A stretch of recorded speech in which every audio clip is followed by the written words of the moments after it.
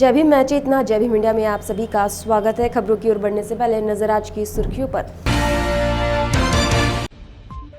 जम्मू कश्मीर में बर्फ खिसकने से एक मेजर सहित 15 जवानों की हुई मौत। शहीद हुए जवानों में महाराष्ट्र के 3 जवान शामिल।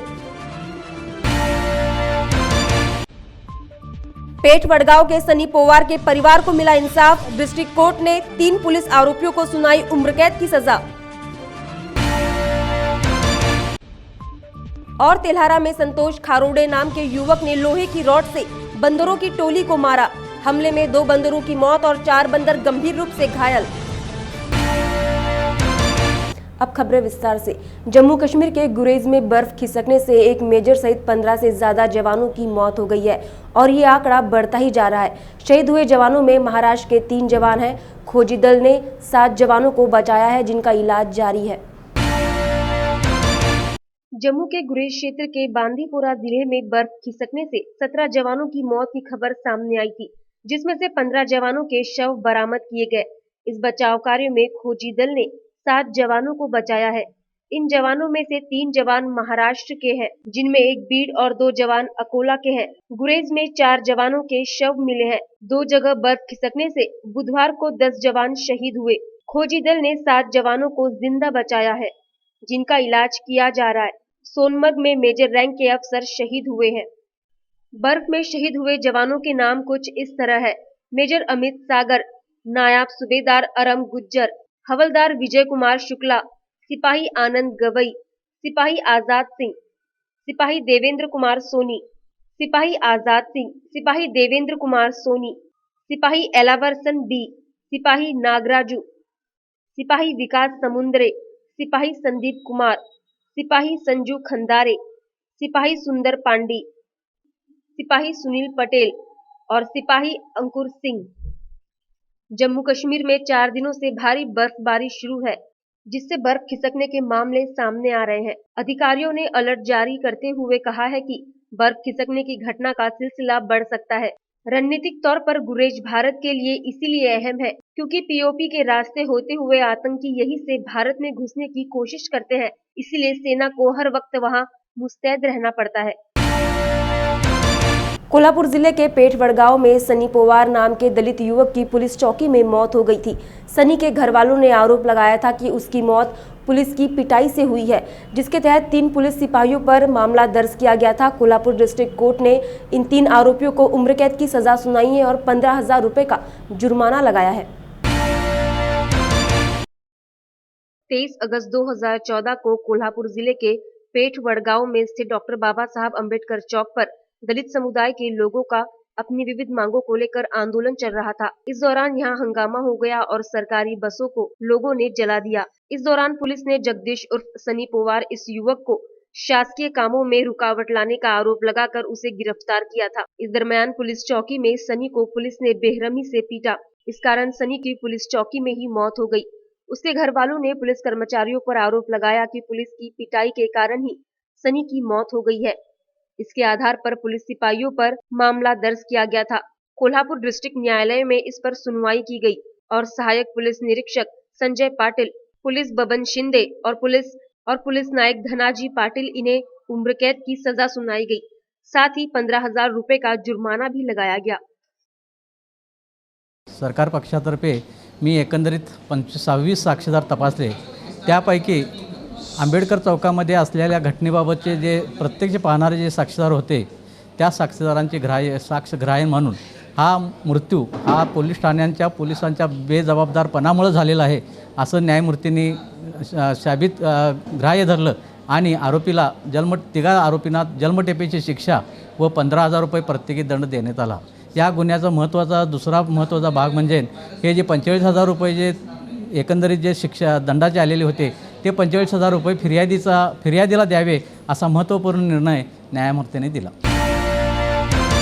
अकोला जिले के तेल्हारा में संतोष खारोड़े नाम के युवक ने बंदरों को लोहे की रॉड से मारा, जिस कारण 2 बंदरों की मौत हो गई है और 4 बंदर गंभीर रूप से जख्मी हो गए हैं। इस युवक पर 1962 कलम 9 के तहत मामला दर्ज कर उसे हिरासत में लिया गया है। जहां एक और जानवरों की कुछ लुप्त होती प्रजातियों को तवज्जो देते हुए उन्हें बचाने की कोशिश की जा रही है, वही कुछ जानवरों का हाल तो बुरा है। ऐसा ही एक मामला अकोला जिले के तेल्हारा से सामने आया है, जहां एक युवक ने बंदरों को लोहे की रॉड से इस कदर मारा है कि शायद देखते ही आपके रोंगटे खड़े हो जाएंगे। इस युवक का नाम संतोष खारोडे बताया जा रहा है। दरअसल ये बंदर उस युवक के घर के भीतर चले गए थे, जिस कारण युवक ने उन्हें लोहे की रॉड से मारा। इस घटना में 2 बंदरों की मौत हो चुकी है और 4 गंभीर रूप से घायल है, जिनका इलाज चल रहा है। तेल्हारा शहरामध्ये जुन्या शहराच्या भागामध्ये एका घरामध्ये माकडी शिरली होती. तर तिथे राहणाऱ्या व्यक्तीने त्या माकडांना पाईपने मारहाण केली. तेव्हा जनतेमध्ये कुणीतरी पोलीस स्टेशनला फोन केला की अशीच माकडांना मारला आहे म्हणून. तर पोलीस कर्मचारी आणि आम्ही घटनास्थळी गेलो. तर जखमी झालेले माकडे ही ताब्यात घेऊन जनतेच्या मदतीने पोलीस स्टेशनला आणले व प्राण्याच्या डॉक्टरला फोन करून त्यांना बोलावून त्यांचे उपचार करून घेतले.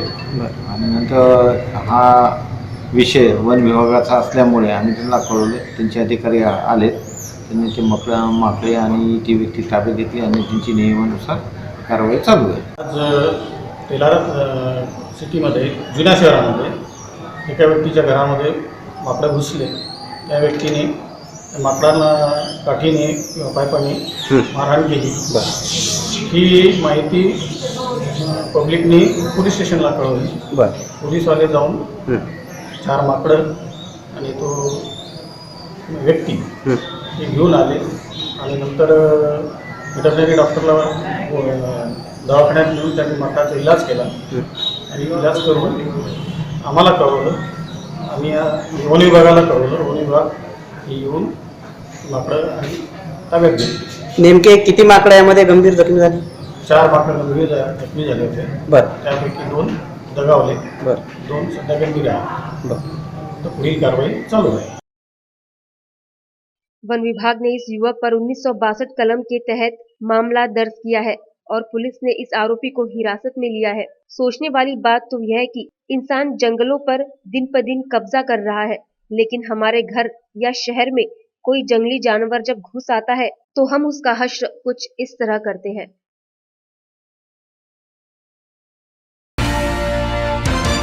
बुल्ढाना जिले के नांदुरा तहसील में जीगांव डैम का काम जोरों शोरों से चल रहा है। इस डैम का काम 50% तक पूरा हो चुका है।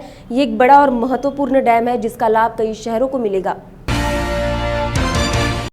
पूरे विदर्भ में एक बड़ा एवं महत्वपूर्ण डैम बुल्ढाना जिले के नांदुरा तहसील में बन रहा है। जीगांव डैम के नाम से इस डैम को बनाया जा रहा है। इस डैम का लाभ कई शहरों को मिलने वाला है, जिसका काम 50% तक पूरा हो चुका है। इस डैम का काम आगे बढ़ने के लिए अब नांदुरा और शेगांव तहसील के 43 गांव को उठाने का आदेश सरकार ने दिया है, लेकिन इन 43 गांवों में से सिर्फ 3 गांव को उठाया गया है और उन्हीं लोगों को उनके घरों का पैसा दिया गया है। लेकिन अब 40 गांव के लोगों को घरों का पैसा देना बाकी है और अब तक उनका पुनर्वसन भी नहीं किया गया है। जहां एक और डैम का काम तो तेजी से बढ़ रहा है, लेकिन पुनर्वसन का काम अभी तक नहीं किया गया है। इसलिए लोगों ने मांग की है कि इस समस्या पर प्रशासन अपना ध्यान दे और सभी लोगों को उनके घरों का पैसा जल्द से जल्द देने की मांग की है।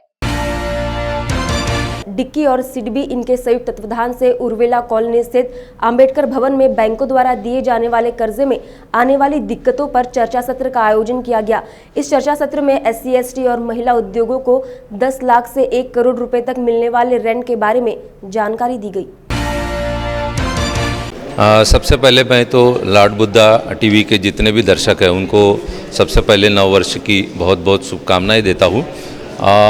दलित Indian chamber of commerce and industry Vidarbha chapter की और सिडबी इनके संयुक्त तत्वाधान से स्टैंड अप इंडिया क्लिनिक ये प्रोग्राम हम लोगों ने यहाँ आयोजित किया है।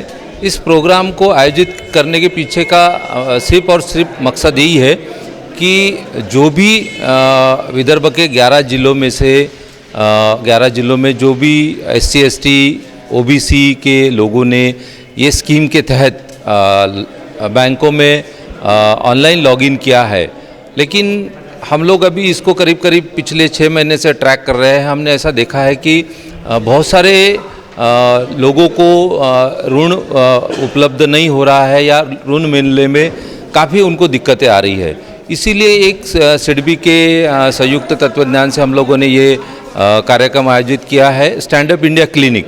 क्लिनिक का मकसद यही होता है कि क्लिनिक, आपने देखा होगा अक्सर कि क्लिनिक में डॉक्टर रहते हैं, एक्सपर्ट रहते हैं, तो उसी तरह यहाँ पर इस योजना के एक्सपर्ट्स लोगों को हम लोगों ने यहाँ बुलाया है और जिन लोगों ने ये स्कीम के तहत लॉगिन किया है वो पार्टिसिपेंट को भी हम लोगों ने यहाँ बुलाया ताकि उन लोगों की जो भी ये स्कीम के तहत जो भी चैलेंजेस वो फेस कर रहे हैं, इस चैलेंजेस का यहाँ पूरी तरह से निवारण हो और उनको ऋण मिलने में आसानी हो और ऋण मिलने के बाद वो अपना व्यवसाय जो है वो खड़ा कर सके। ये इस कार्यक्रम के पीछे का मकसद है। ये जो स्कीम है स्टैंड अप इंडिया स्कीम, ये स्कीम ऐसी है कि भारतवर्ष में जितने भी नेशनलाइज बैंक है, हर ब्रांच में एक एससी या एक एसटी ये पार्टिसिपेंट को या ये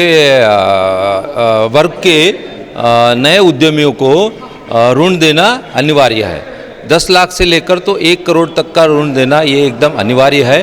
तो हम लोगों ने एससी एसटी ये तबके को टारगेट किया हुआ है क्योंकि हमारा जो चैम्बर है, हमारे चैम्बर का जो मेन काम है वो यही है कि एससी एसटी समाज से ज़्यादा उद्यमी कैसे बने। इस स्कीम की अवेयरनेस भी हम लोग यहाँ आज अवेयरनेस का भी प्रोग्राम हम लोग करेंगे या जो भी यहाँ पर पार्टिसिपेंट आया है, जो जिन्होंने लॉगिन ऑलरेडी किया है और उनको ऋण मिलने में जो दिक्कतें आ रही है, उस दिक्कतों का निवारण हम लोग यहाँ करेंगे। मैं निश्चय सेल के डिक्की वेस्टर्न इंडिया का प्रेसिडेंट हूँ और मेरे साथी है श्री विजय सोमकर जी।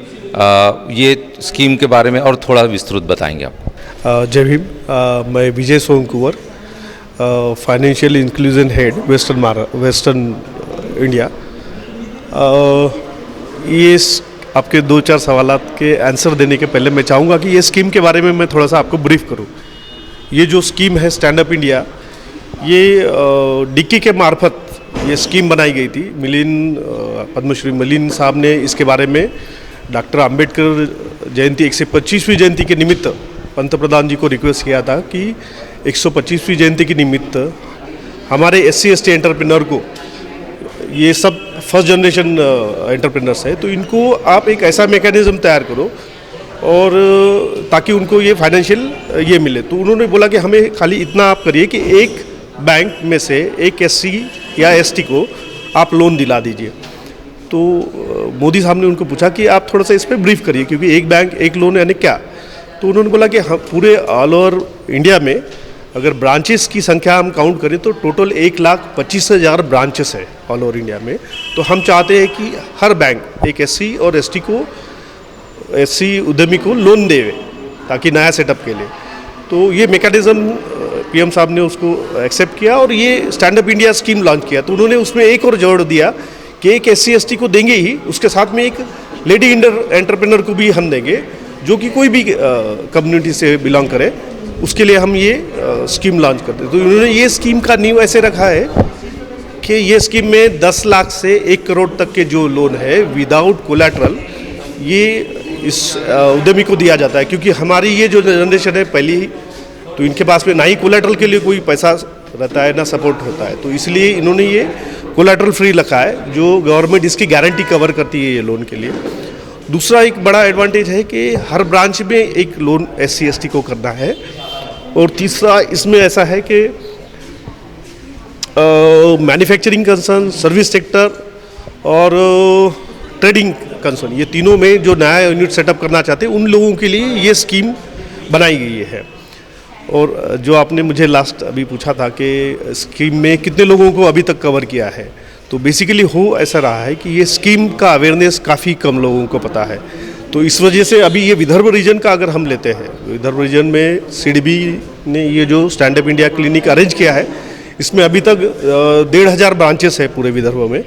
तो उसमें से अभी जो एप्लीकेशंस सैंक्शन आई काफ़ी सारी है, 300 के आसपास एप्लीकेशन आई है, बट उसमें से 75 अभी तक उन्होंने सैंक्शन किया है। तो ये थोड़ा सा स्लोली डेवलपमेंट है। इसमें और कैसे आगे बढ़ाया जाए और बड़े लेवल पे लेकर जाए, इसलिए ये हमने सिडबी के माध्यम से ये अवेयरनेस प्रोग्राम रखा है, ताकि जिन लोगों ने एप्लीकेशन के लिए अप्लाई किया है उनका कहाँ पे रुक गया है एग्जैक्टली। जो डॉक्टर हमारी जैसे ट्रीटमेंट करता है, जैसे एक जगह कहीं रुका तो वो हमें प्रिस्क्रिप्शन लिख के उसका सोल्यूशन करता है, वैसा ये सोल्यूशन यहाँ अरेंज किया गया है आज सिडबी के माध्यम से। ये हमने दिन भर का आधे दिन का सेशन है, 2 बजे से 6 बजे तक का ये सेशन रखा है, और इसमें सिडबी के तरफ से वक्ता है, बैंकर्स है, डीआईसी के माध्यम से जो हमारे SC ST उद्यमी के लिए जो भी स्कीम्स है स्टेट गवर्नमेंट की और सेंट्रल गवर्नमेंट की, इसके ऊपर भी बातें होने वाली हैं। दिन भर चर्चा सत्र इसी पे होगा कि किस तरह से हमने लोन लेने के लिए फॉर्मेलिटी करनी है, क्या क्या हमें पेपर्स जमा करने हैं, ये सारी चीज़ों पे आज दिन भर सेमिनार चलेगा।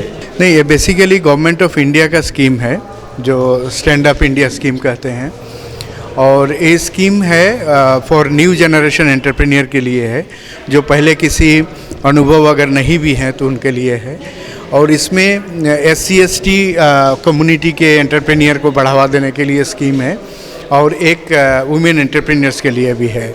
इस स्कीम के अंडर में हर एक बैंक ब्रांच को गवर्नमेंट ऑफ इंडिया ने टारगेट दिया है कि ड्यूरिंग द FY 2016 एंड 17 हर एक बैंक ब्रांच को 1 SC ST और 1 वुमेन एंटरप्रेन्योर को आपको असिस्ट करना पड़ेगा।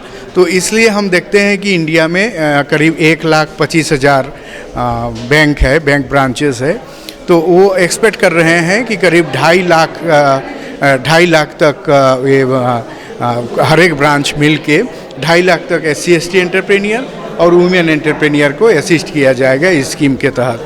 इस स्कीम के तहत 10 लाख से शुरू करके 1 करोड़ तक का फाइनेंस का प्रोविज़न है, जो विदाउट कोलेटरल भी बैंक दे सकता है अगर बैंक चाहता है तो। वो CGTMSE जो सिडबी की सब्सिडियरी है, वो CGTMSE उसको गारंटी देता है, और उस गारंटी के तहत इस बैंक को कोलेटरल फ्री लोन के हिसाब से हम फाइनेंस कर सकते हैं। आज का जो चर्चा सत्र आयोजित किया गया, आज का ये प्रोग्राम आयोजित किया गया, इसमें एग्जैक्टली क्या होने वाला है?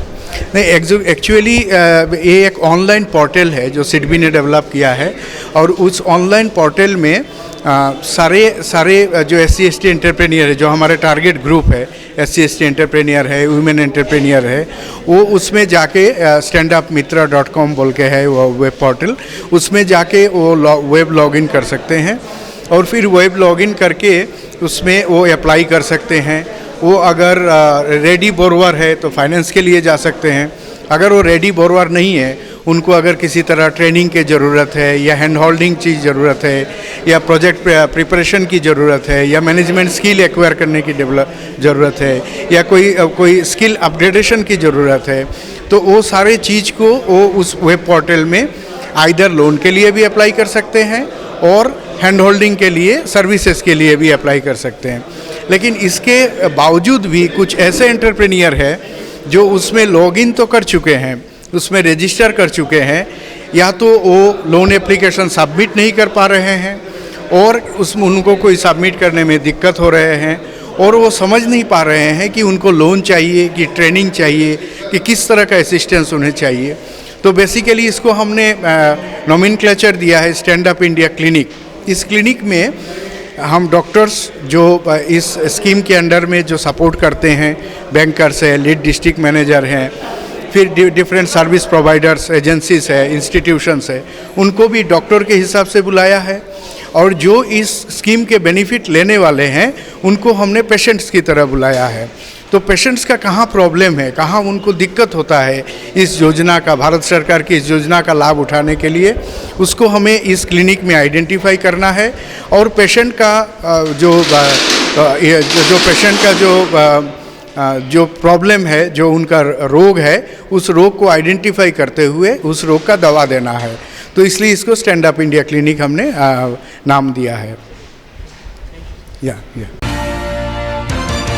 स्वामीनाथन आयोग को लागू करने की बात मौजूदा सरकार ने चुनाव के दौरान की थी, लेकिन अभी तक इस आयोग को लागू नहीं किया गया है। ये सरकार अपने वादों से मुकर रही है और किसानों के हित के लिए कोई काम नहीं कर रही है। ऐसी बात अकोला जिले के तेल्हारा शहर में आयोजित पत्र परिषद के दौरान बच्चू कडू इन्होंने कही। मोदीजींनी यवतमाळला येऊन निवडणुकीच्या अगोदर मोठा एक विश्वास शेतकऱ्यांना दिला होता आणि शेतकऱ्यांनी त्या एका वाक्यावर प्रचंड प्रतिसाद BJPला दिला। स्वामीनाथन आयोगाची जसच्या तशी अंमलबजावणी करू असं मोदीजींनी म्हटल्यावर आज 3 वर्षात ही मोदीजी विसरून गेले। मेक इन इंडिया आणि मेड इन इंडिया सांगायचं आणि पुन्हा तुरीची निर्यात बंदी करायची, तूर आयात करायची।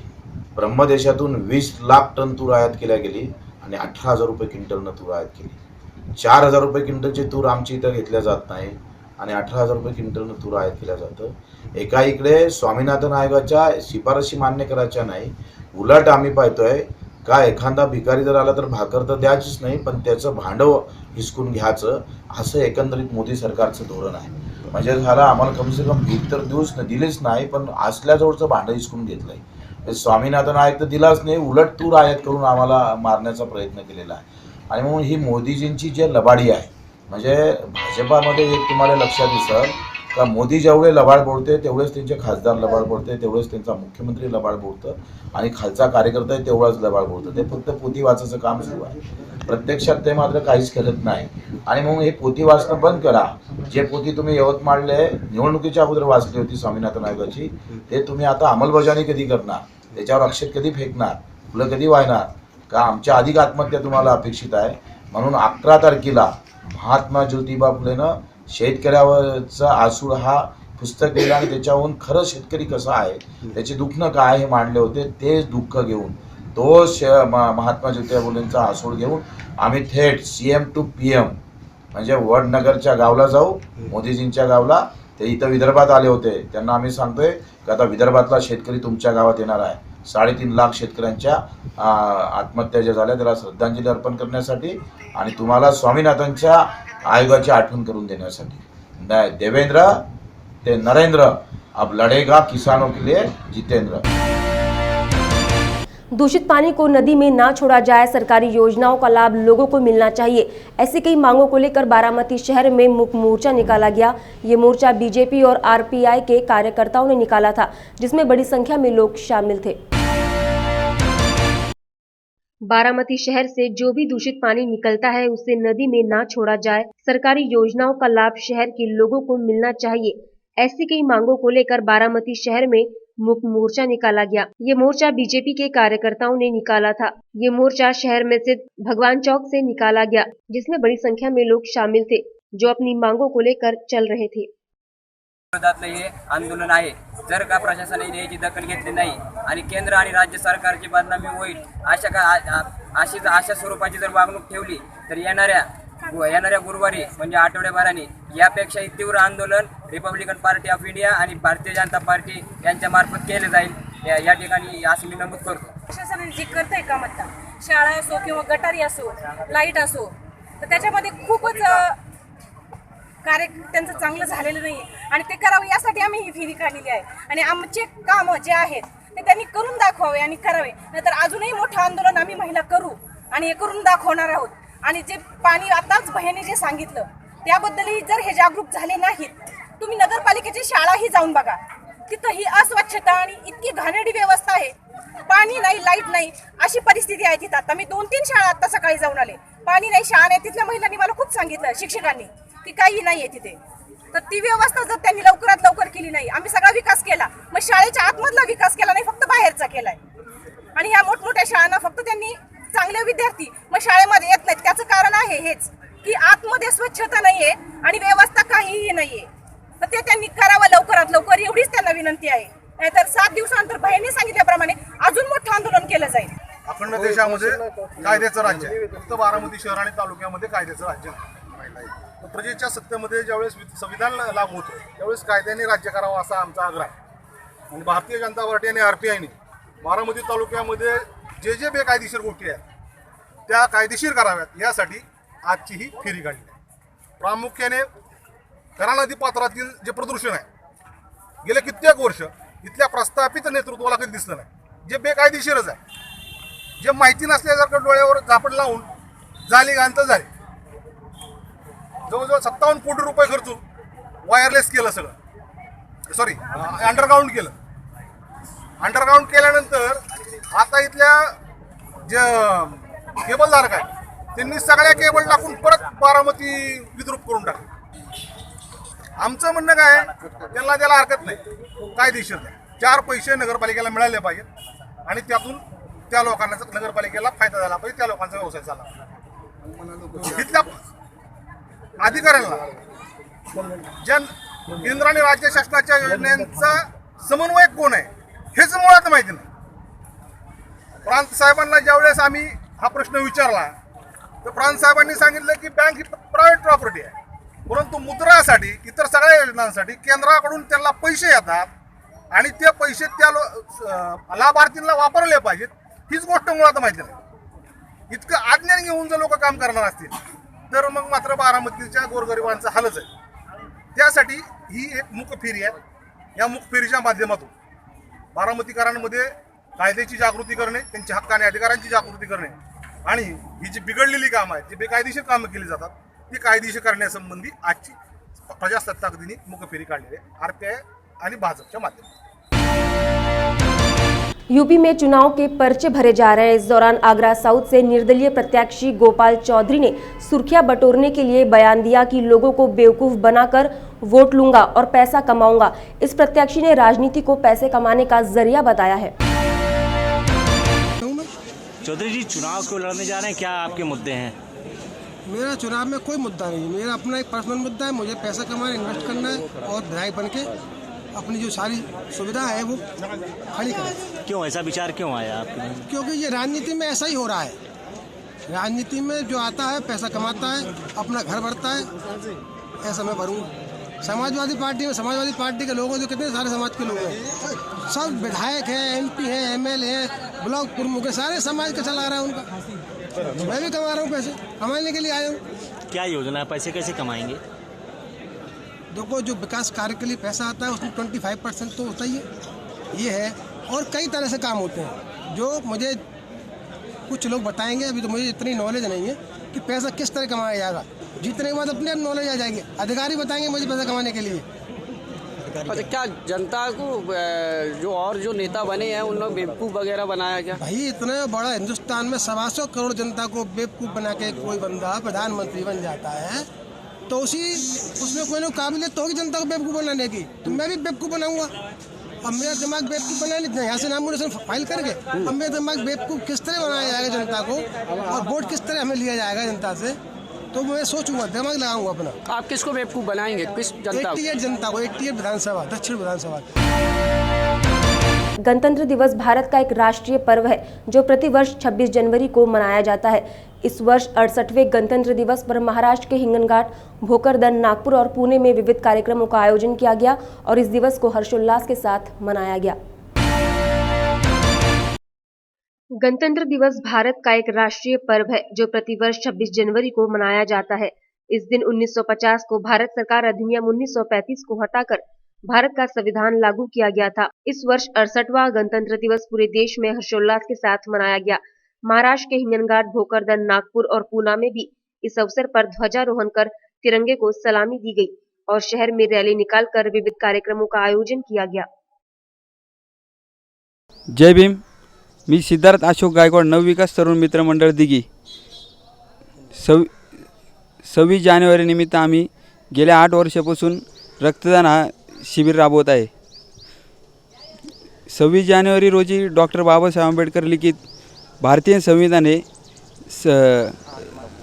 समर्पित करण्यात आले। त्या निमित्ताने आम्ही गेले 8 वर्षापासून हा उपक्रम राबवत आहे। संविधान दिन चिरायु हो। जय भीम, जय भारत। जय भीम दोस्तों, आज यहाँ पर 3 साल का बच्चा पूरा संविधान का जो इन्फॉर्मेशन है तो वो दे रहा है। तो आइए जानते हो छोटे बच्चे से, 3 साल के बच्चे से। संविधान जन जागृति अभियान। हाँ, तुम्हारा नाम बताओ। प्रत्युष। भारतीय राज्य घटना के शिल्पकार कौन है? डॉक्टर बाबा साहेब अम्बेडकर। भारतीय राज्य घटना में कितने भाग है? 22 भाग। कलम कितने हैं? 395। मसौदा समिति के कितने सदस्य थे?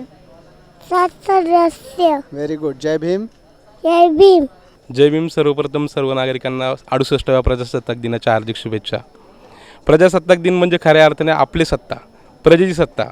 डॉक्टर बाबासाहेब आंबेडकरांच्या संविधानामुळे या देशातील देशातील सर्वात जो छोटा घटक आहे किंवा शेवटचा घटक आहे त्याची पण प्रतिष्ठा कशी राखली जाईल याची काळजी घेतली आणि त्याची प्रचिती आपल्याला वेळोवेळी येत आहे. इथं भारत देशातला सर्वात मोठा उद्योगपती आणि भारत देशातला सगळ्यात छोटा कामगार या दोघांना पण समान मतदानाचा अधिकार आहे, शिक्षणाचा अधिकार आहे, व्यक्ती स्वातंत्र्य आहे, धर्म स्वातंत्र्य आहे. संविधानाने जे आपल्याला दिलेलं आहे ते बरंच म्हणजे आपले जे हा 1950 नंतरचा जो समाज घडलेला आहे तो संविधानामुळे घडलेला आहे हे प्रकर्षाने सांगायला लागेल. त्यामुळं सर्व नागरिकांना संविधान दिनाच्या प्रजासत्ताक दिनाच्या हार्दिक शुभेच्छा. मुख्याध्यापक NK नागपुरे, जिला परिषद उच्च प्राथमिक शाला सिल्लेवाड़ा मराठी की तरफ से सभी भारतवासी और मेरे सिल्लेवाड़ा के नागरिकों को 26 जनवरी प्रजासत्ताक दिन की शुभकामनाएं देता हूँ. हमारे स्कूल हर साल प्रजासत्ताक दिन में महात्मा गांधी, डॉक्टर बाबा साहेब आम्बेडकर की प्रतिमा का पूजन करते हैं और हर साल हमारे बच्चे अच्छे सांस्कृतिक कार्यक्रम पेश करते हैं. हमारे नागरिकों के सहयोग से, हमारे जिला परिषद पंचायत समिति सदस्य की सहयोग से और हमारे शिक्षकों की सहयोग से अपनी स्कूल डिजिटल स्कूल बन रही है और डिजिटल स्कूल का 3 क्लास का सामान अपने स्कूल में लाया है. उसका उद्घाटन जल्दी होने वाला है और अपने बच्चे अच्छे कार्यक्रम पेश करते हैं.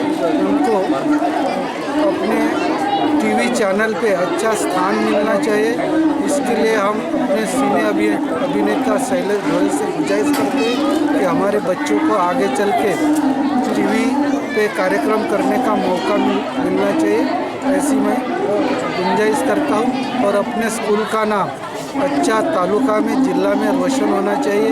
स्कूल डिजिटल करने के लिए, स्कूल की गुणवत्ता बढ़ाने के लिए हम सभी प्रयासरत हैं. सभी भारतवासियों को 68वें गणतंत्र दिन की मैं हार्दिक बधाई देता हूं. आज हमारे स्कूल में विविध सांस्कृतिक एवं क्रीड़ा के जो भी प्रकार हैं वो सभी अच्छी तरह से हम लोगों ने यहाँ पे आज प्रदर्शित किया है. बहुत अच्छा कार्यक्रम हमारे बच्चों ने और हमारे टीचर्स ने सहकार्य से अच्छा किया है और सभी बच्चों को और सभी देशवासियों को मैं गणतंत्र दिन की हार्दिक बधाई देतो. की हे बुद्धाकडे शेवट कुठं व्हावं, बाबासाहेबांनी शेवट कुठं करायचं सांगितलं, बस तेवढंच बोलतो. नाही तर आग खूप लागू नाही मित्र. ज्यांना भूक लागली असेल ना त्यांना हे शेवटची भूक समजायची. ज्यांचे पाय दुखत असेल ना हे शेवटचे पाय दुखणं समजायचे. तुमचे मरणाचं सरण रचला गेलेला आहे आणि आम्हाला भूक लागली, आमच्याशी वेळ नाही. या देशाला संविधान लिहिण्याची जेव्हा त्यांना कोसावर बदलणारी भाषा हे कोणत्याही एकत्रित येणाऱ्या राष्ट्राचा प्रतीक असू शकत नाही. हे राष्ट्र एकत्रित येईल तर या राष्ट्राला एक भाषाही लागेल, या राष्ट्राला एक संस्कृती लागेल आणि या राष्ट्रातला माणूस जो आहे एका संस्कृतीमध्ये जर उभा होईल तरच ते शक्य आहे. आणि समता आणि विषमता हे एकाच ठिकाणी नांदू शकत नाही. महानगर पालिका का चुनावी बिगुल बज चुका है. शिवसेना की ओर से प्रभाग क्रमांक 31 में सोनू लिंगायत उम्मीदवारी के लिए अपनी कमर कस चुकी है. उनके कामों को लेकर उनसे खास बातचीत की हमारे संवाददाता स्वप्निल पराड ने. महानगर पालिका का चुनावी बिगुल बज चुका है और सभी पार्टियां अपने उम्मीदवार के लिए कमर कस चुकी है. और इस वक्त हम प्रभाग क्रमांक 31 में जहां पर शिवसेना की ओर से एक युवा कहिए लड़की जो कहिए कि युवा है, काफ़ी जोश है उसमें, ऐसी सोनू लिंगायत को खड़ा करने की बातें शुरू है. लगभग उनकी जो टिकट है वो तय मानी जा रही है. तो इस वक्त हमारे साथ में सोनू है. सोनू, सबसे पहले तो आपका पहला चुनाव है, कितना प्रेशर है? सर प्रेशर तो काफ़ी है. ये बताइए कि आपको परिचय बताइए कि किस तरह से, पूरा नाम बताइए, कहाँ से हो, शिवसेना से किस तरह से जुड़ी, क्या पसंद है शिवसेना में कि आप जुड़े हो? सर मेरा नाम सोनू विजय लिंगायत है. मैं वार्ड क्रमांक 31 से खड़ी हुई और शिवसेना की तरफ से काम कर रही हूँ. काफ़ी सालों से काम कर रही हूँ और अच्छा लगता है कि लेडीज़ होके काम कर रही हूँ, लेडीज़ों के लिए भी काम करती हूँ. शिवसेना से जुड़ने का यानी वो फैसला कैसा था? कितने सालों से शिवसेना से जुड़े हो और कौन से जैसे आंदोलन होता है या फिर सड़क पर उतर के प्रदर्शन होता है, कुछ याद है किस तरह से जुड़े थे ये शिवसेना में? 3 साल से सर जुड़ी हूँ शिवसेना से. काफ़ी आंदोलन दिए हैं, ट्रैफिक के लिए आंदोलन दिए हैं, महिलाओं के लिए काम किया है, RTO को आंदोलन दिए हैं. मगर जिस तरीके से देखा जाता है कि शिवसेना एक आक्रामक पक्ष होता है, आपकी छवि किस तरह की है? अगर आप लोगों के सामने जाएंगे, आपकी छवि किस तरह की है शिवसेना? और आदमियों के लिए तो नहीं बता सकती हूँ सर, लेकिन औरतों के लिए तो छवि काफ़ी अच्छी बना के रखी है शिवसेना में। आपकी चुनावी मुद्दे कौन से रहेंगे, किस तरीके से? अभी तो प्रचार के लिए भी बहुत कम दिनों का समय रहेगा, कौन से चुनावी मुद्दे रहेंगे, कौन से आशाएं लेके आप लोगों के घर के पास जाएं? सबसे पहले तो औरतों के लिए बहुत कुछ करना है सर मुझे आगे, जैसे उनकी हाउसवाइफ होती है उनको काम देने के लिए, या फिर उनको और भी कुछ प्रॉब्लम्स होती है उनके साथ हमेशा खड़े रहेंगे। यहाँ पे चुनावी मुद्दे कौन से रहे, जिस तरीके से अगर नोटबंदी को लेके कहा जाए या फिर महिलाओं की सशक्तिकरण की बात की जाए, महिला सुरक्षा की बात की जाए, क्योंकि देखा जाता है कि जो नागपुर है, नागपुर में महिलाओं के ऊपर में क्राइम बहुत बढ़ गया, तो उसको रोकने के लिए आपकी ओर से किस तरह से पहल की जाएगी? सर महिलाओं के सशक्तिकरण के लिए जो आपने बोला है, इसके लिए तो सशक्तिकरण मिलने के लिए सबसे पहले हम लोगों ने आराध्या महिला अर्बन क्रेडिट कोऑपरेटिव सोसाइटी का स्थापना किया है। उस हिसाब से उनको जैसे रोजगार मिलेगा और औरतों को जैसे लोन प्रोवाइड वगैरह कर सकते हैं हम सोसाइटी की तरफ से, या उनका जो भी व्यवसाय रहता है उसको अलग अलग तरीक़ों से उनके ऊपर यानी अलग अलग तरीक़ों से उनको लोन देके उनका व्यवसाय बढ़ा सकते हैं हम। जो चुनाव होते हैं, ये नगर सेवक के चुनाव होते हैं, स्थानिक मुद्दों पर भी लड़े जाते हैं, जैसे पानी की समस्या हो, रस्तों का हो, तो अगर आपका प्रभाग है, बहुत बड़ा प्रभागों में से एक माना जाता है, तो किस तरह की समस्याएं यहाँ पर आपको लगती है? सर पानी वगैरह की तो बहुत ज़्यादा समस्या है। अभी मैं बीच में कुछ काम से जूनी शुक्रवारी रोड पे गई थी, वहाँ पे सर वॉशरूम की अभी भी वहाँ पे समस्याएं है, और हाल ही सर लोग भी किसी को आने नहीं देते हैं वहाँ पे, अपने घर में कोई आने नहीं देते हैं वॉशरूम के लिए। तो मैं चाहती भी हूँ और मैं खुद भी कोशिश करती हूँ कि शौचालय वगैरह बना सके हम लोग। जिस तरीके से देखा जाए कि पानी की समस्या बहुत होती है, जैसे अगर गर्मी के दिनों में आए, अभी तो चुनाव भी गर्मियों के दिनों में आ रहे हैं, तो गर्मी भी बहुत बढ़ जाएगी, मगर पानी की समस्या हर इलाकों में होती है, क्षेत्रों में। पानी की समस्या दूर करने के लिए आपकी ओर से किस तरह की पहल कीजिए? सर जितनी कोशिश हो सकती है, घर में हम लोग नल वगैरह पहुँचा सकते हैं। उसके बाद और जितना भी है, धूपकाले में होती है सर समस्या ऐसी रहती है, तो जितनी भी कोशिश हो सकती है हम लोग जितना पानी उन लोग तक पहुंचा सकते उतना पहुंचाएंगे। एक सबसे अहम सवाल ये भी उठता है कि आप वाहतुक सेना से हैं और कई महिलाएं लोग हैं जो ऑटो चला सकती है, जो खुद के पैरों पर खड़ी हो सकती है, उनके लिए किस तरह से आप लोग प्रयास करेंगे? क्योंकि नागपुर में गिनी चुनी महिलाएं हैं जो सिर्फ ऑटो चलाती, बाकी तो पुरुष लोग ही चलाते। महिलाओं को इस व्यवसाय में लाने के लिए आप किस तरह से प्रयास? सर वो हमारे इसमें महिलाओं के लिए ड्राइविंग स्कूल का वगैरह हम लोग शुरुआत करने वाले हैं फ़िलहाल, और जैसे बैच बिल्ला हो गया, फ़िलहाल अभी आरटीओ भी हमारे अंडर में है, शिवसेना में है हम लोग वाहतुक सेना में, तो फ़िलहाल आरटीओ के जितने भी काम हैं वो हम लोग कर सकते हैं, और महिलाओं को जितनों को लाइसेंस या फिर बैच बिल्ला वगैरह जिनकी भी प्रॉब्लम्स हो सकती है उनका सब करवा के दे सकते हैं फ़िलहाल में। जिस प्रभाग से यहाँ पे उसमें महिलाएं लोग, काफ़ी भीड़ वाला इलाका भी है, उनकी सुरक्षा के लिए किस तरह से आप लोग प्रयास करेंगे, या फिर आपका जो मैनिफेस्टो रहेगा, चुनाव का जो मैनिफेस्टो रहेगा, उसमें किस तरह से इनको आप शामिल करेंगे इन मुद्दों को? सर सिक्योरिटी रखेंगे उन लोगों के लिए ज़्यादा से ज़्यादा। बच्चे लोग, सबसे युवा लोग हो गए या बच्चे लोग हैं, उनको भी आकर्षित किया जाता है, कई प्रलोभन दिए जाते हैं। आपकी ओर से प्रलोभन मीन्स ये होता है कि नहीं कि चलिए ग्राउंड देंगे, बगीचा बनाएंगे, ये बनाएंगे, आपकी ओर से किस तरह से प्रयास किए जाएंगे, खासकर बच्चों के लिए या फिर युवाओं के लिए? सर मैं सबसे पहले बच्चों के लिए जो सीबीएसई पैटर्न का जो कॉन्वेंट है उसके लिए हम लोग शिव वाहतुक सेना की जितनी भी टीम है वो लोग हम लोग ज़्यादा से ज़्यादा कोशिश कर रहे हैं कि सबसे पहले उनका कॉन्वेंट हम लोग ओपन करवा दें उनको। तो हमारी बात शुरू थी यहाँ प्रभा की शिवसेना से जो चुनाव लड़ने वाली है सोनू लिंगायत, आइए उनसे जानते सड़कों को लेके किस तरह के हाल है आपके प्रभाग के? सर सड़कों को लेके अभी सड़कों का काम चालू किया है, उस वजह से पानी की प्रॉब्लम्स, जैसे पानी वेस्टेज कर रहे हैं लोग, प्लस ट्रैफिक में भी प्रॉब्लम होती है क्योंकि हर जगह उन लोगों ने खोद के वगैरह रखा है। और साथ में ये बताइए कि दुर्घटनाएं भी बहुत हो रही है यहाँ पे, क्योंकि सड़कों के काम शुरू है, पानी का जो वेस्टेज बहुत हो रहा है, कहीं ना कहीं पाइपलाइन जो है वो लीक हो रही है, तो इसको लेके किस तरह के मुद्दे बनाएंगे आप? सर विपक्ष के जो लोग हैं उन लोगों ने अभी बीच में ही ऐसा काम करके रखा है कि जैसे भी उन लोग गलत तरीके से खोद के रखा है, किसी की घर की पाइपलाइंस तोड़ के रखी है, किसी के संडास के पाइपलाइंस तोड़ के रखे हैं, तो उस वजह से लोगों को काफ़ी परेशानियां हो रही है। तो मैं चाहती हूँ कि ये सब अभी फ़िलहाल में तो ना करें ये लोग, कि वो लोग अपने काम कर रहे हैं लेकिन लोगों को काफ़ी परेशानियाँ हो रही है उस वजह से।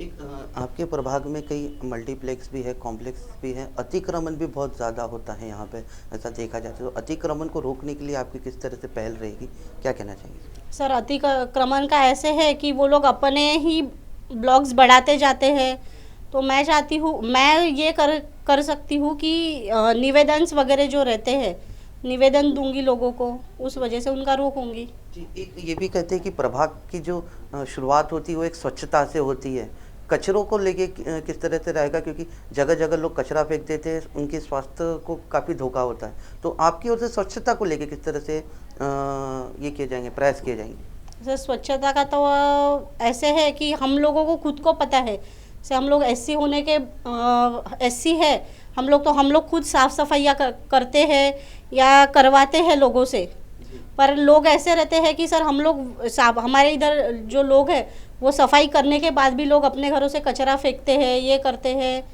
हर जगह कचरा फैलाते हैं। तो मैं कोशिश करूँगी कि ज़्यादा से ज़्यादा लोग कचरा किसी सेफ जगह पे डाले या रोड पे ना डाले ऐसे।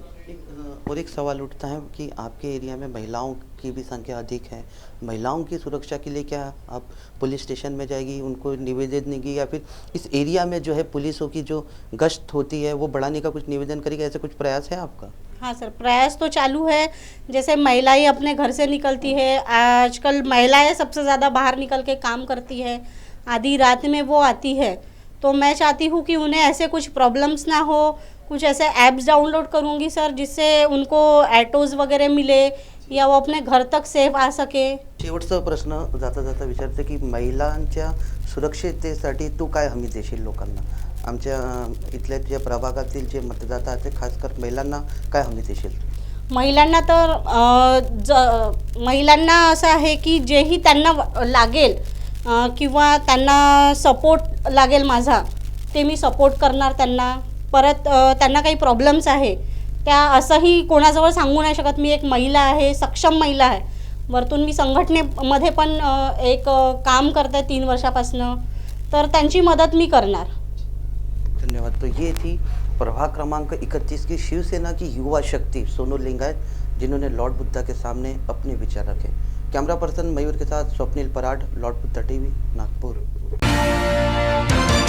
आगामी 3 फरवरी को अमरावती विभाग से पदवीधर मतदार संघ के निर्दलीय उम्मीदवार के तौर पर जितेंद्र एन जैन चुनाव लड़ रहे हैं। उनके चुनावी मुद्दे क्या होंगे, वो किस तरह काम करेंगे, इन सब बातों को लेकर उनसे मुलाकात की हमारे संवाददाता दीपक मोरे ने।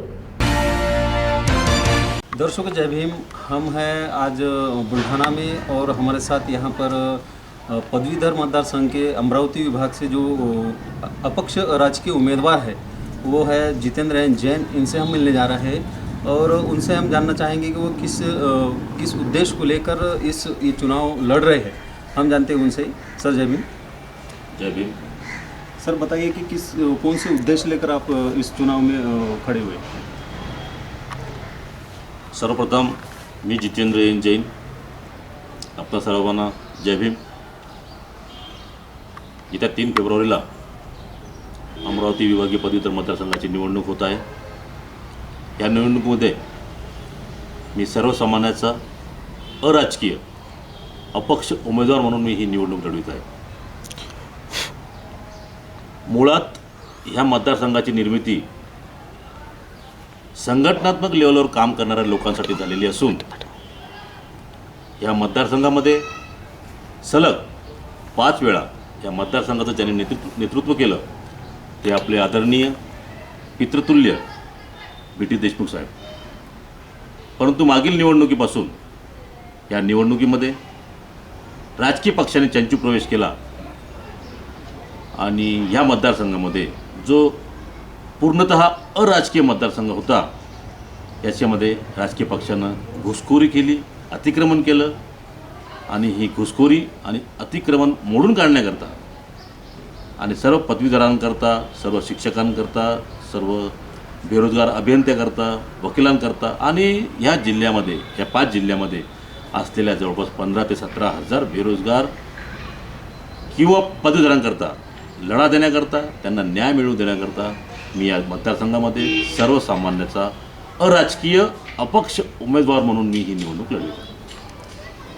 तो सर आपने जैसा बताया कि इस अमरावती विभाग जो है, इस विभाग में अराजकीय उम्मीदवार पहले भी चुनकर आए हैं, तो अभी इस साल में 2-3 उम्मीदवार जो है पक्ष ने यहाँ पर खड़ा किया है, तो उनको देखते हुए अभी आपको लग रहा है कि आप चुनकर यहाँ पर आ सकते हो?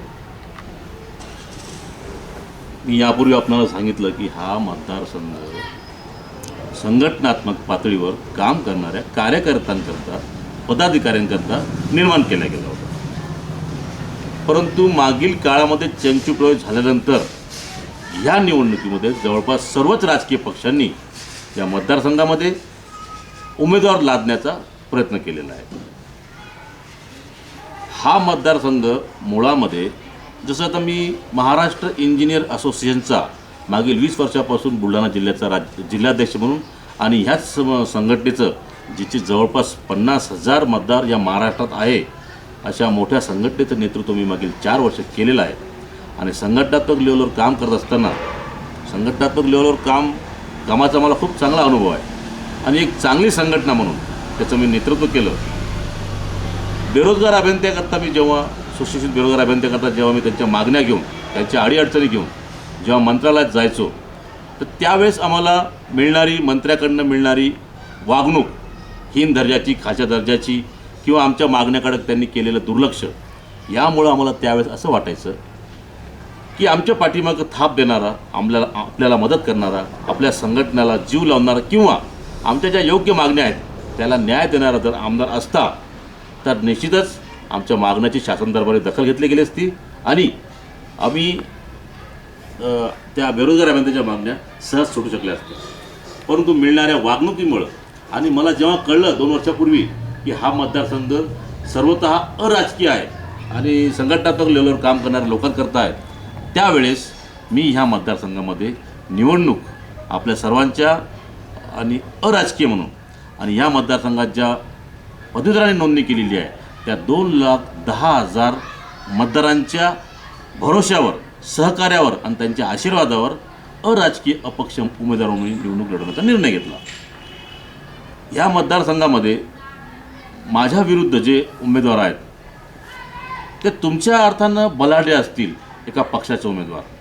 माझं असं म्हणणं आहे, माझ्यासोबत वेगवेगळ्या संघटनाचे कार्यकर्ते, वेगवेगळ्या संघटनाचे पदाधिकारी आणि वेगवेगळ्या संघटना ठाम स्वरूपात ओपनमध्ये समजा कोणी येत नसेल परंतु त्यांचे आशीर्वाद माझ्यासोबत आहे आणि तुमच्या नजरेमध्ये माझ्यासमोर जे असलेले उमेदवार आहेत पक्षाने लादलेले ते तुल्यबळ असतील, परंतु माझ्या दृष्टीनं मी त्यांचा पराभव सहजरित्या करून येणाऱ्या 7 फेब्रुवारीला आपल्याला दिसेल की एक अराजकीय कोणत्याही राजकीय संघटनेचं पाठबळ किंवा त्याच्याशी संलग्नित नसलेला कोणत्याही पक्षाचा सभासद नसलेला एक अराजकीय सर्वसामान्याचा अपक्ष उमेदवार म्हणून आपल्याला ह्या विभागातून एक प्रतिनिधी म्हणून गेला आपल्याला येत्या 7 तारखेला दिसेल। तो सर आपने जैसा बताया कि आप अराजकीय चुनाव यहाँ पर लड़ रहे हो और आपका जो काम है सामाजिक क्षेत्र में, जो आपने विदर्भ के जो किसान आत्महत्या जो हुई है, तो किसानों के आत्महत्या होने के बाद उनके जो बच्चे हैं उनको आपने अडॉप्ट किया है, उनकी जो शिक्षा है वो शिक्षा आप उनकी पूरी करने वाले हैं, तो इसके बारे में भी आपने मंत्रालय तक यह विषय लेकर गए हैं, तो उस बारे में हमारे दर्शकों को कुछ बताएं। आयुष्याच्या संघर्षामध्ये पोटाची भाकर ही मला मिळालेली आहे। मागील 2008-9 पासून मी जेव्हा सकाळी पेपर वाचायचो तर प्रत्येक वर्तमानपत्रामध्ये मला दररोज एखादी बातमी वाचायला मिळायची की आपल्या विदर्भातील 6 जिल्ह्यामध्ये कोणत्या ना कोणत्या गावामध्ये कोणत्या ना कोणत्या शेतकऱ्यांना आत्महत्या केली। ते वाचून मन विषण्ण व्हायचं, वाईट वाटायचं की एवढा मोठा प्रश्न, परंतु ह्या प्रश्नाकडे ह्या आपल्या सर्व राजकारण्यांनी दुर्लक्ष केलेलं। मग मी हा एवढा मोठा प्रश्न मी विचार केला की मग आपण जर ह्या प्रश्नावर जर चांगलं काम केलं, कारण काय होतं, एखाद्या शेतकऱ्यानं जर समजा आत्महत्या केली तर त्या घरातील कर्ता पुरुष गेल्यानंतर त्या कुटुंबावर कशी परिस्थिती निर्माण होते हे मी माझ्या लहानपणी जवळून पाहिलेलं आहे. म्हणून मी त्या आत्महत्याग्रस्त शेतकऱ्यांच्या कुटुंबाकरता, त्यांच्या मुलांकरता काम करण्याचा निर्णय घेतला. 2008च्या शेवटी आणि 2009च्या सुरुवातीला आपल्या विदर्भातील 6 जिल्ह्यातील आत्महत्याग्रस्त शेतकरी, बुलढाणा असो, अकोला असो, अमरावती असो, वाशिम असो, यवतमाळ असो किंवा वर्धा असो, या 6 जिल्ह्यातील मी माझ्या टीमसह, माझ्या चमूसह पूर्ण 6 जिल्ह्यामध्ये जवळपास 5000 शेतकऱ्यांच्या घरी जाऊन 0 ते 18 वयोगटातील मुलांचा एक प्रस्ताव तयार केला. शासन दरबारी मी तो सादर केला आणि शासनाकडून मी तो मंजुरी करून घेतला. परंतु दुर्दैव माझं म्हणायचं की आपल्या विदर्भाचं म्हणायचं की ज्या 2500 मुलांचा मी प्रस्ताव शासनाकडनं मंजूर करून घेतला, त्या 2500 मुलांचं दुर्दैव म्हणायचं की आजपर्यंत त्या मंजूर प्रस्तावाची ह्या शासनानं अंमलबजावणीसुद्धा केली नाही. परंतु त्याचा पाठपुरावा करून, फॉलोअप करून, शासन दरबारी खेटे घालून, वेळप्रसंगी त्या अधिकाऱ्यासोबत किंवा मंत्र्यासोबत भांडून मी बुलढाणा जिल्ह्यातील जवळपास 600 मुलांना या योजनेचा लाभ मिळवून दिला. त्याचबरोबर बुलढाण्यामध्ये ग्रीन मिशन बुलढाणा असो ही संकल्पना राबवली.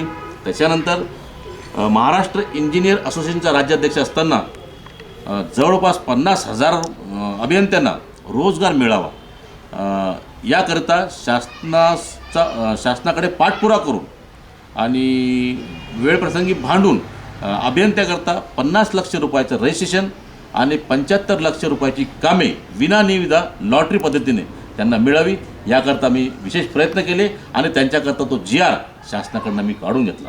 तसेच व्यापाऱ्यांकरता बुलढाणा शहरामध्ये असो किंवा जिथं घ्यायचं काम पडलं तिथं आयकर असो, व्यवसाय कर असो, विक्री कर असो, मूल्यवर्धित कर असो किंवा इतर कर असो, त्यांची वेगवेगळ्या प्रकारची चर्चासत्र आयोजित केली आणि लोकांमध्ये, व्यापाऱ्यांमध्ये अवेअरनेस, जनजागृती करण्याचा मी प्रयत्न केलेला आहे.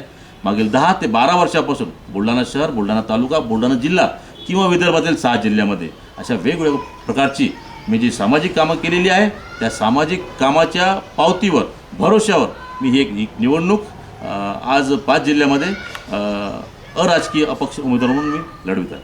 सर, आए दिन अखबारों में यह पढ़ने के लिए मिला है कि अमरावती विभाग में जो पक्षों के जो उम्मीदवार हैं तो वो पक्षों के उम्मीदवार संविधान विरोधी हैं.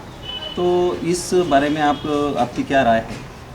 और साथ ही आप ये बताइए कि आपने एक भी चुनाव अभी तक लड़ा नहीं है और आपके जीवन में ये पहला चुनाव है और इस पहले चुनाव में आपने इतनी बड़ी ये छलांग आपने यहाँ पर लगाई है और पदवीधर मतदार संघ जिसमें 5 जिले आते हैं और तकरीबन मेरे ख्याल से 5000 गांव इसमें आते हैं. तो आपने ये किस तरह से सोचा और किस तरह से आपका नियोजन यहाँ पर है जो आप ये चुनाव जीतने के लिए चुनाव मैदान में उतरे?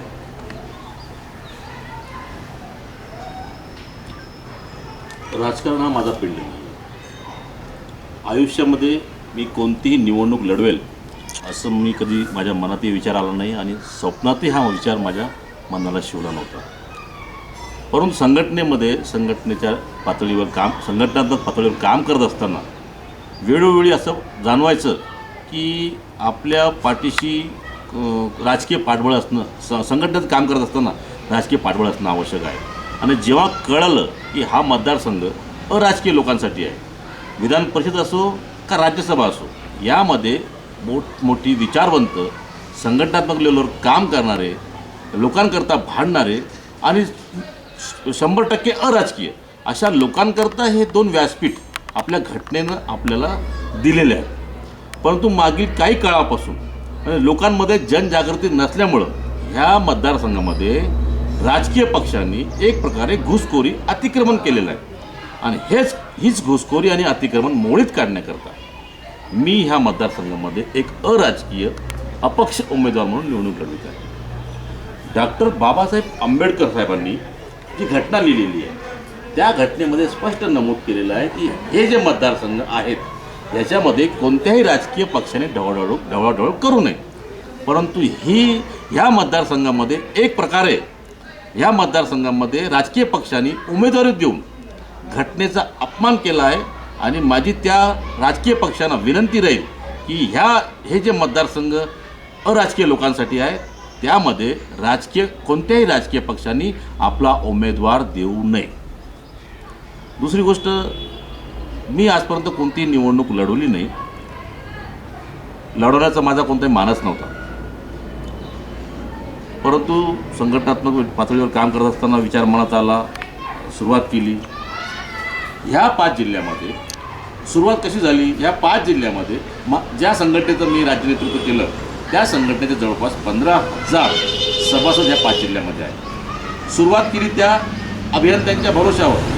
परंतु जसं जसं मी या 5 जिल्ह्यामध्ये शिक्षक मंडळी असो, डॉक्टर मंडळी असो, बेरोजगार पदवीधर असो, व्यापारी लोकांमध्ये जे पदवीधर आहेत त्यांच्यासोबत असो, जसं जसं मी यांच्याशी चर्चा करत गेलो तर विद्यमान प्रतिनिधी जे आहे आमच्या या मतदारसंघाचं नेतृत्व करणारे त्यांच्याविषयी कमालीची चीड आणि कमालीचा संताप आहे. कारण त्यांनी ह्या 6 वर्षामध्ये एकदाही कोणतंही ठोस पाऊल या पदवीधरांकरता या 5 जिल्ह्याच्या मतदारसंघाकरता उचललेलं नाही. ज्यावेळेस मी ह्या मतदारसंघामध्ये अपक्ष उमेदवारांवर निवडणूक लढवण्याचा निर्णय घेतला, खूप लोकांनी मला सांगितलं की तुम्ही कोणत्या ना कोणत्या पक्षाचं तिकीट घेतलं पाहिजे, कोणत्या ना कोणत्या पक्षाचं किंवा राजकीय संघटनेचं तुम्हाला पाठबळ असणं आवश्यक आहे, नाहीतर तुम्ही निवडून येऊ शकत नाही. माझा एक सवाल आहे आपणा सर्वांना, पक्ष कोणापासून बनतो? मतदारापासून. जर मी ह्या 2,10,000 मतदारांच्या सहकार्यावर, पाठिंब्यावर आणि त्यांच्या भरोशावर एक अराजकीय अपक्ष उमेदवार, त्यांच्यातलाच एक उमेदवार म्हणून जेव्हा मी निवडणूक लढवतो तर 100% मला ही खात्री आहे की ह्या मतदारसंघातला जो मतदार आहे तो सुज्ञ, समजदार आणि कोणता उमेदवार लायबल आहे याची बरोबर चाचपणी करून योग्य उमेदवाराला कोणाला मत द्यायचं त्याच्याकडे जी ताकद आहे ती ताकद त्या योग्य उमेदवाराला निवडून आणण्याकरताच खर्च करणार आहे याची मला शाश्वती आहे. आणि मी मागील 10 ते 15 वर्षापासून जे लोकांकरता एक लढवय्या नेता म्हणून माझ्या संघटनेमध्ये माझ्याकडे लोक पाहतात, तोच लढवय्या बाणा मी या मतदारसंघातील सर्व पदवीधरांकरता माझ्याकडे मला देवानं जी दिलेली आहे ताकद, ती ताकद यांच्याकरता मी खर्च करेन. तो जैन साहब, ये तो आपने बताया कि किस तरह से आप चुनाव लड़ने जा रहे हो और साथ ही इतना बड़ा ये जो क्षेत्र है विदर्भ में पूरे 5 जिलों में आप चुनाव लड़ रहे हो, तो जो आपके जो मतदार हैं उन मतदारों के लिए आप क्या संदेश देना चाहोगे, ये आप बताइए. या मतदारसंघामध्ये आमदार म्हणून मी हमखास निवडून येणार याची मला शाश्वती आहे. माझ्या मतदारांवर पूर्ण विश्वास आहे. आमदार झाल्यानंतर आमदारांना मिळणारं कोणत्याही प्रकारचं मानधन मी स्वीकारणार नाही. केवळ 1 रुपया मानधन घेऊन मी ह्या मतदारसंघासाठी एक आमदार म्हणून, एक प्रतिनिधी म्हणून, सर्वसामान्याचा प्रतिनिधी म्हणून मी काम करेन. मिळणारं सगळं मानधन मी पदवीधरांच्या हिताकरता खर्च करणार आणि पवित्र शिक्षण क्षेत्राचं शुद्धीकरण करण्यासाठी मी माझा लढा सुरू ठेवणार आहे आणि हे 6 वर्ष खर्च करणार आहे. ह्या निवडणुकीमध्ये सगळ्या मतदारांना माझं आव्हान आहे, सर्वात मोठी लोकशाही म्हणून आपल्या भारतीय लोकशाहीचा संपूर्ण जगामध्ये गौरव केला जातो. डॉक्टर बाबासाहेब आंबेडकरांनी संविधानाच्या मार्फत, घटनेच्या मार्फत आपल्याला मतदानाचा हा सर्वात मोठा अधिकार आपल्याला दिलेला आहे. ह्या घटनादत्त अधिकाराचा आपण पुरेपूर वापर करावा आणि ह्या मतदारसंघामध्ये जो निव्वळ अराजकीय आहे अशा मतदारसंघामध्ये आपण सर्वांनी घटनेच्या विरुद्ध असलेल्या उमेदवारांना बाजूला सारून एक सर्वसामान्याचा अराजकीय अपक्ष उमेदवार म्हणून आपलं मतदानरूपी आशीर्वाद माझ्या पाठीशी द्यावं आणि मला भरभरून मतं द्यावी आणि विजयी करावं. मतदानासाठी खेड्यातून शहराकडे आपल्याला कोणी घेऊन जाईल आपल्याला कोणाचा मेसेज येईल, कोणाचा फोन येईल, ह्याची कोणाची वाट न बघता आपण मतदान हे आपलं कर्तव्य समजून येत्या 3 फेब्रुवारीला आपण मतदान करावे. सुदृढ आणि सशक्त लोकशाहीकरता हे आपण हे कर्तव्य पार पाडले पाहिजे. शेवटची आग्रहाची आणि कळकळीची विनंती राहील की आपण मतदान करा आणि 100% मतदान करा. तो ये थे हमारे साथ जितेंद्र जैन, जो कि पदवीधर मतदार संघ में यहाँ पर चुनाव लड़ने जा रहे हैं, अराजकीय अपक्ष उम्मीदवार है, जिन्हें हमारे लॉर्ड बुद्धा टीम की ओर से हम मंगल कामनाएं देते हैं और इनके हाथों से ऐसा ही मंगल कार्य आगे होता रहे, ऐसी मंगल कामना करते हुए आज के लिए बस इतना ही. मुझे दीजिए इजाज़त. जय भीम. आज के जय भीम इंडिया में फिलहाल इतना ही. जय भीम.